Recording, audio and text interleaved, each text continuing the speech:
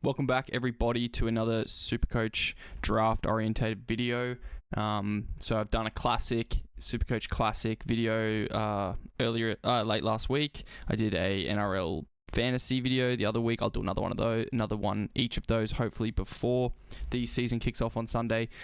But we've got something different today. I'm going to start off with the Community League. We had a listener Community League slow draft, 10 teams, captains, standard rosters with an extra bench spot, just to reduce the bench management load during the season, because a lot of us have multiple leagues or really competitive home leagues. So I just said we're going to do one extra bench just to manage, so we don't have to fight for the waiver wire just as too competitively as the season goes on, purely because it becomes a time sink. It's just something that I don't think everyone can manage. So really enjoyed that. I haven't snake draft in 6 years approximately, so I was a little bit rusty, but I'm happy with my team, and I'm impressed by some of the guys in the league for two reasons. Some guys were really efficient.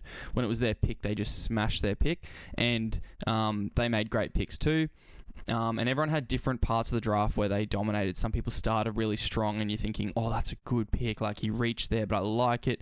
Other people were really strong in the middle rounds, consistently taking people that I thought were for value or were really thinking ahead. I like the forecasting. And some people finished strong. Their dart throws were super creative and thoughtful. So, yeah, awesome community draft.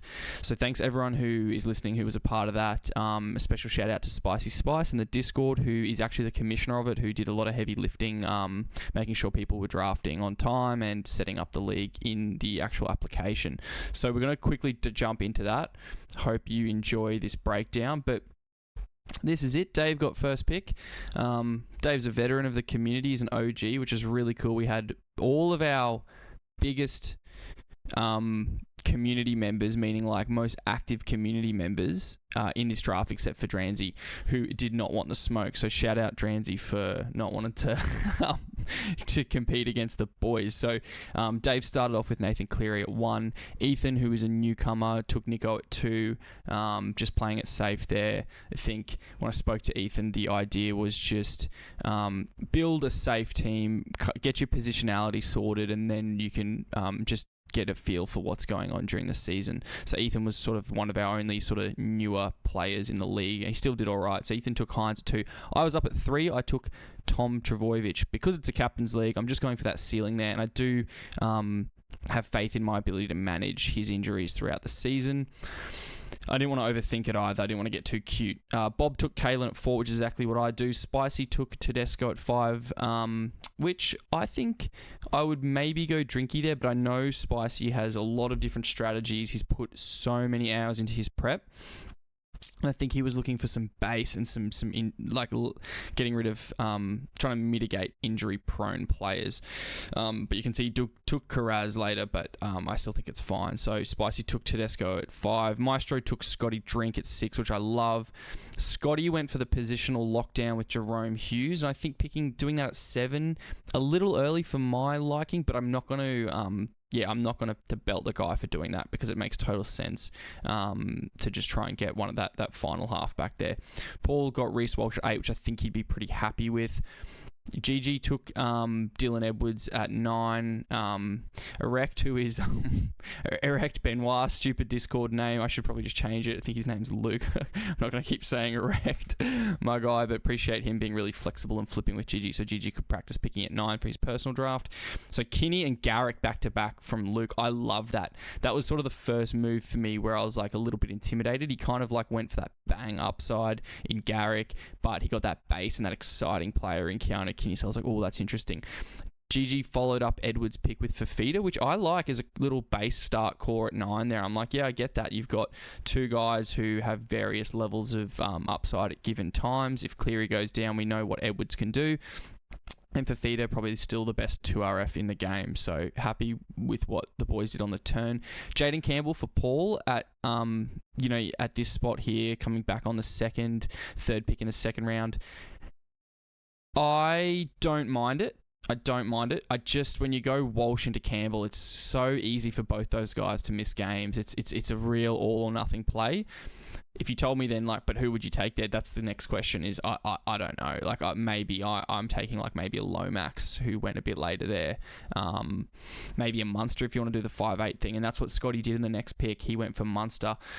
So he's got the Jerome Hughes Munster combo. Super weird, but I love it because the Storm are probably going to dominate. So there's going to be some low weeks and some bye challenges for Scotty to navigate. But there's going to be weeks where both guys go for like 70 plus, or one goes for 120 while the other one gets 40, and it's fine. You know, it evens out. So don't mind that. That'll be a bit of fun for Scotty there. Maestro gets Latrell. So already some comments on Twitter about the Latrell pick here for Maestro. Maestro's reasoning was he loves the value. To fall this far, Maestro was not going to let him go any further back to one of those guys. Like if the Nico or the Cleary Hines owner got Latrell Mitchell, it's game over. So I like the logic, and what Maestro said in the chat was that he did this last year. He took 2 gun fullbacks off in the first 2 rounds, and then just managed through the season when there was injuries or buys, he could swap the other one in, and he ended up winning his league. So he backs that strategy. It's not for everyone, but that's what he was thinking. Zach Lomax for Spicy. I love that. You got 2 like high work rate, pretty durable guys in Tedesco and Lomax to start. Bob took Cherry Evans. Now, that's too early for Cherry Evans, flat out. And it is. But what he didn't want is for me to stack Turbo and DCE, which is exactly what I was going to do. I didn't want Cherry Evans that early, but I would love that stack. So, Bob was just being assertive, just basically trying to hamstring me for that style, which is smart, but also kind of risky, because if DCE doesn't deliver, then he's burnt that second round pick. You kind of got to look and go, well, what I try to do in my second round of a snake is, if in a captain's league, I'm trying to get someone I can put the captain armband on in a pinch. So that's why I don't love that pick for Bob, but you can captain DCE. I mean, they've got a lot of attack in him, but I understand his strategizing, and he went on to draft really well, so it's not an issue at all. I took Brian To'o. That's a heart pick. I was looking at Eli Katoa in a big way there, but I love To'o, and I think it goes well with Tommy in a sense that on any given week, there's one of them's going to probably deliver me some upside. If To'o is playing with Cleary healthy on the right edge, then To'o's a captaincy option. He has high base, so I like that. So, and I just love Brian To'o, one of my favorite players to watch. So did that, went back, and this is a low stakes league. This is just a community league. Ethan here took Puppy just to get that positional security, and he's a Melbourne Storm fan. So if you're wondering it's a bit early for Puppy, well, it's not too early for Puppy. And also, Ethan wants to just watch his favourite team and have some stakes in that. Dave took Eli Katoa next, which is awesome. So now he's got that gun 2RF to go with the gun halfback. And then he took Dylan Brown at the start of the third, which I think is totally fine. I'm just risk averse. I don't go for that sort of stuff. But I think now, look at Dave. He's got the 2 like shallowest positions basically sorted, and he's got a gun 2RF. So awesome start for Dave. At that point, I was looking at Dave's team thinking, like we're all in trouble. Ethan did well on the comeback here and picked up Angus Crichton, who has base and upside, and a bit of a different team. Obviously, the first sort of more stable pick than him. And why I say that is that Nico Hines, there is risk to potentially for him to regress a little bit. So that's sort of what I'm saying there. I took Yowie, and I'm so happy he fell to me. Like, I was going to get Crichton. I may not have got Crichton. I thought I was going to get Katoa, Crichton, or Yo. And so for them to fall to me, one of them, I'm so happy. Yo is not the most exciting. He's a bit meat and potatoes, but he's a captaincy option. So for me to get, my third pick be another captaincy option in this league, and to pair with Brian To'o, so if Cleary goes down, I've got someone that really benefits from that. What I don't love is that my first 3 picks all play State of Origin, but it is what it is, and you just navigate those bye rounds. Bob took Hamoli, so now he's gone from blocking me from a stack to taking a stack and building the Cherry Evans Ola stack, which I like. And that is a long-term play. Like, I think there's going to be times where that combo doesn't deliver a lot, but all Bob needs is that for them to deliver in the last 4 rounds of the Supercoach season if he makes finals, which he probably should off the back of Ponga, Mulatalo, Lucas, and some of his other picks. So yeah, interesting and great. He just wanted that one of the last top tier 2RFs there, which I think I would do pretty similar. Spicy took Harry Grant, bit of a pivot, pretty late for Harry Grant. I think it's a great value. If Harry Grant does what he does last year, even a bit better, it's an amazing value there for mid there, and also with the positional scarcity mid third round, I meant to say. Maestro, after starting with 2 fullbacks, has gone Payne Haas, and I don't hate it. It's a fine pick. Scotty gets Val Holmes, so I love it. He's backed up his weird Storm duo with a goal-kicking centre wing. Paul got my guy, Herbie Farmworth, and believe it or not, I was weighing up Herbie when I took To'o. That's how high I am on Herbie. So to me, that is crazy value for Paul. And he gets someone with a bit of base after taking Walsh and Campbell, who have a lot of risk. Really good. And Herbie, I think, to some extent, is a captaincy option. So Paul is one of those guys that enters that realm of having 3 captaincy options, which most of us do, to be fair, by now. So yeah, good stuff from Scotty there. Paul there, and Scotty as well. And then Giggy taking Moses. I get the positional scarcity, and it's probably late third. It's probably fine. I wouldn't probably have touched him, and you'll see that I don't touch a halfback because I didn't get one of the top 3. Luke takes Matt Burton on the turn, which I like because he knows he can get Britton Nickera too. So yeah, that's great value for Nickera. Start of the 4th, that's crazy. We love that. Dane Guy for Giggy, I think is awesome. So he gets a bit more positional base and finally gets a CT dub into his team.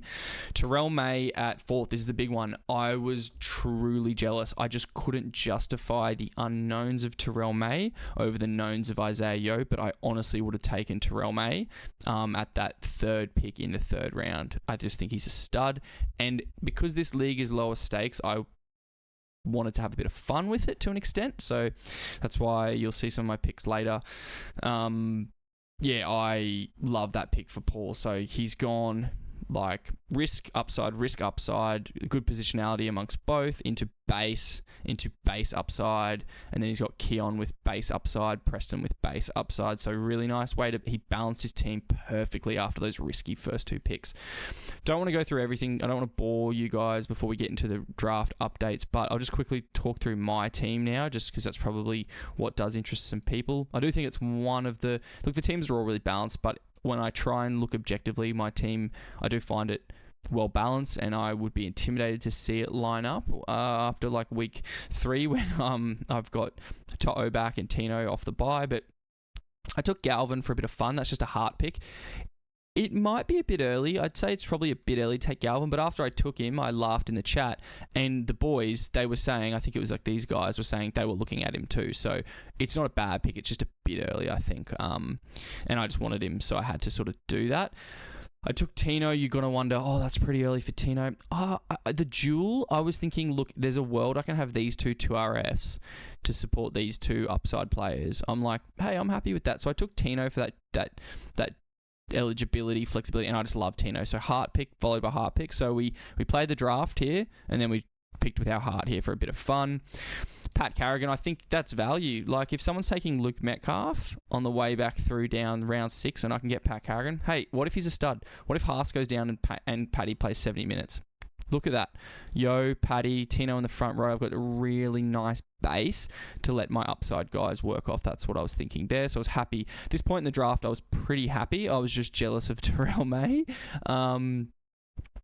And I, was okay with that.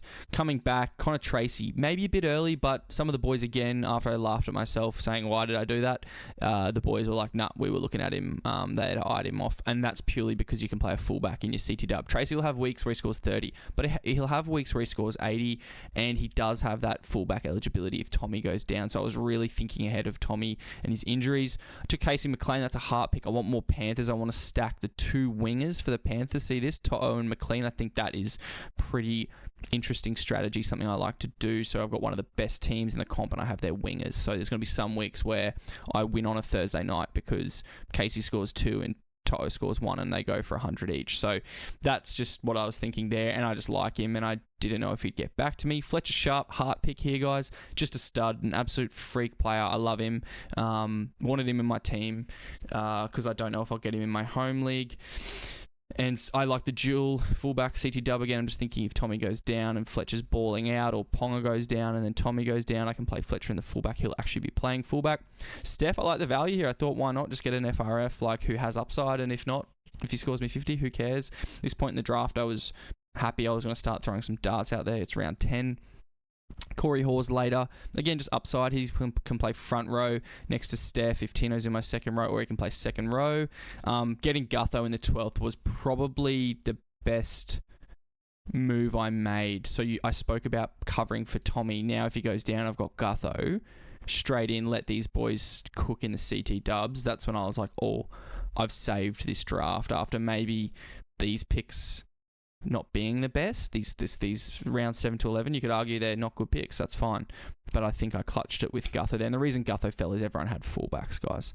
And people aren't that keen on Gutho, I suppose. But I'm like, man, if he's scoring 60 points a game, I can plug him in. I'm happy with it. And he's going to get his hand on the ball all over the shop in that team. Reed Marnie to fill out my team just to get a hooker. I like the value here. Round 13, there was a point in time in 2024, guys, where Reed Marnie was the best hooker in the game. Like, he was doing everything. He faded so badly by the end of the season. Doesn't bother me. I don't care about hookers. But if I can get a guy that gets me 50 but has games where he gets you 80 with try assists and tries, perfect. In the 13th round.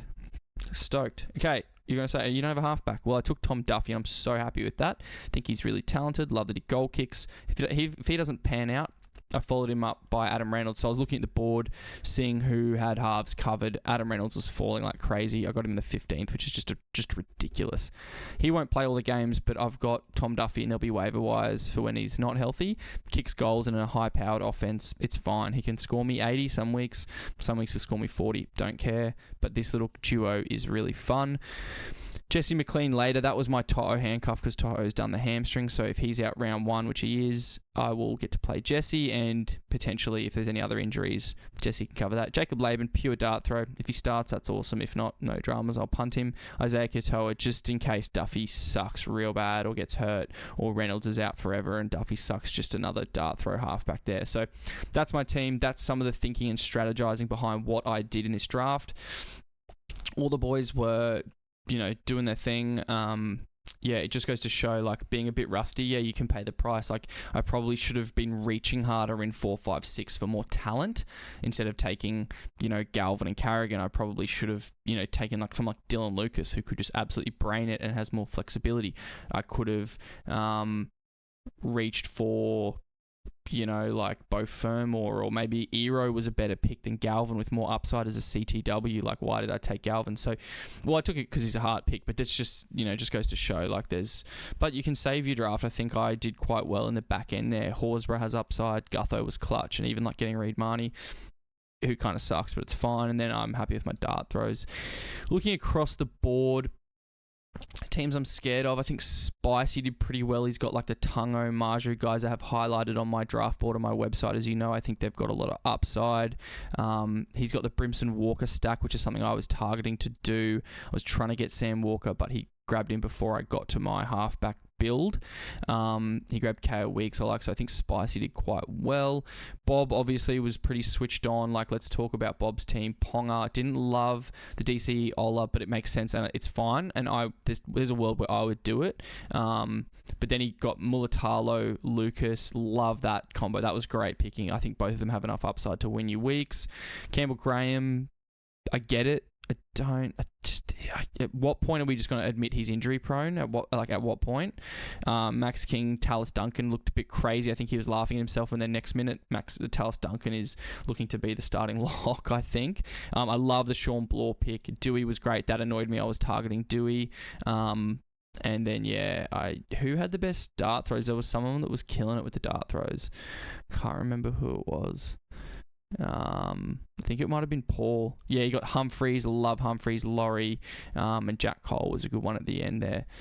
Dave's team's obviously pretty sick given he got first pick, so he's got that Cleary. Then he got a Sarko, which was annoying because I was really looking at a Sarko on the way back. Oh, no, actually, I took Tino. But, yeah, I was looking at Osako on the way down, so I was a bit jealous there.